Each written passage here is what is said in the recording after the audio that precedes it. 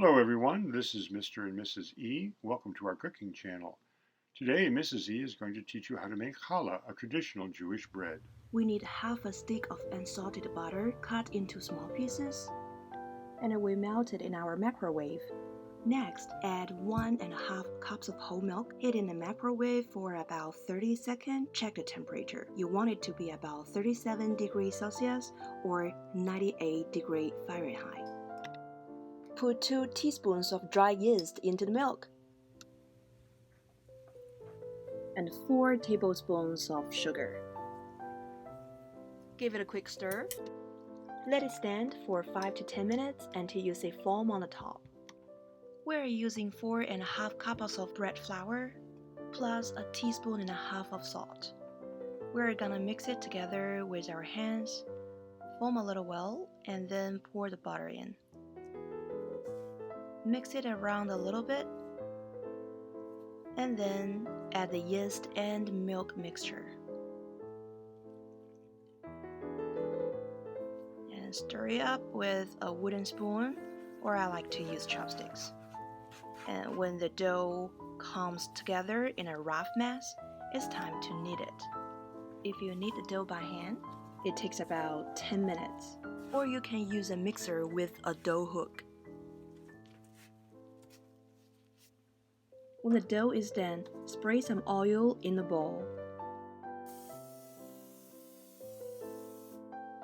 Put the dough in and spray some oil on the dough as well. Cover the dough with a piece of saran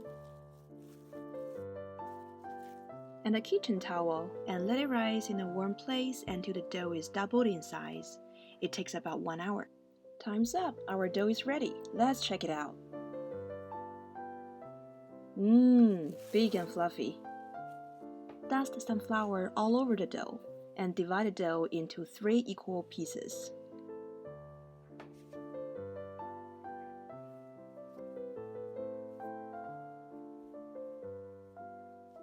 Roll each piece of the dough into a long rope about 16 to 18 inches long. Sometimes the ropes shrink as you try to roll them, and if that happens, let them rest for 5 minutes to relax the gluten and then try again. Put the ropes on a baking sheet lined with parchment paper. I am making a 3-stranded challah, so braid them together is not that hard. First, we need to gather the ropes and squeeze them together at the very top.